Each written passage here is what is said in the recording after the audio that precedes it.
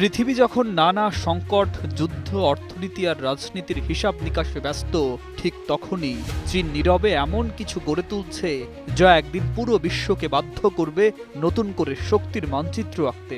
আর Sichuan প্রদেশের পাহাড়ের ভেতরে লুকিয়ে থাকা দুই উপত্যকায় যা ঘটছে সেটাকে অনেকে বলছেন চীনের পারমাণবিক ক্ষমতা বৃদ্ধির সবচেয়ে গোপন অধ্যায়।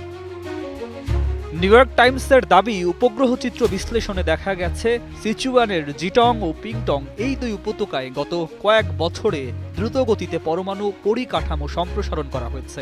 2022 থেকে 2026 সালের মধ্যে নেয়া ছবিগুলোতে দেখা যায় নতুন নিরাপত্তা বলয় এবং এমন কিছু কাঠামো যা সাধারণ কোনো শিল্প প্রকল্পের মতো নয়, বরং যেন পরিকল্পিতভাবে তৈরি হচ্ছে উচ্চ ঝুঁকির এক গোপন কেন্দ্র।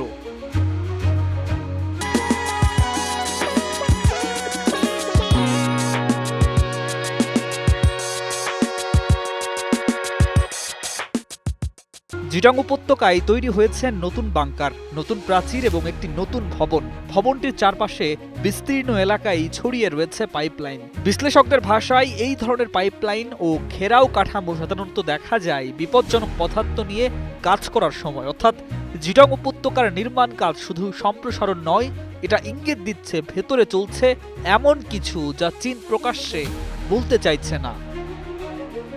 পিটং উপত্যকায় রহস্য আরও গভীর। সেখানে দুই জায়গায় সুরক্ষা বলয় তৈরি হয়েছে এবং মূল ভবনটির মাথায় দেখা গেছে 360 ফুট উঁচু চিমনি। শুধু চিমনি নয়, ভবনে বসানো হয়েছে নতুন ভেন্ট, তাপ নিরোধক ব্যবস্থা। বিশেষজ্ঞদের ধারণা, এই অবকাঠামো প্লুটোনিয়াম ভিত্তিক পারমাণবিক অস্ত্র তৈরির সঙ্গে সম্পর্কিত হতে পারে। প্লুটোনিয়াম 239, যা দিয়ে তৈরি হয় ভয়ঙ্কর পারমাণবিক অস্ত্র, যেটা এক মুহূর্তে একটি শহরকে নিশ্চিহ্ন করে দিতে পারে। পেন্টাগনের তথ্য অনুযায়ী 2024 সালের শেষ দিকে চীনের কাছে 600টিরও বেশি পরমাণু অস্ত্র ছিল।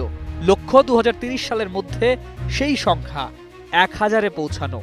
আর এই লক্ষ্য যদি বাস্তব হয়, তাহলে প্রশ্নটা শুধু চীন কত শক্তিশালী এটা নয়, প্রশ্নটা হলো চীন কি এমন পর্যায়ে চলে যাচ্ছে যেখানে তারা যে কোনো সময় যে কোনো শত্রুকে নিঃশ্বাস ফেলার আগেই শেষ করে দিতে পারে।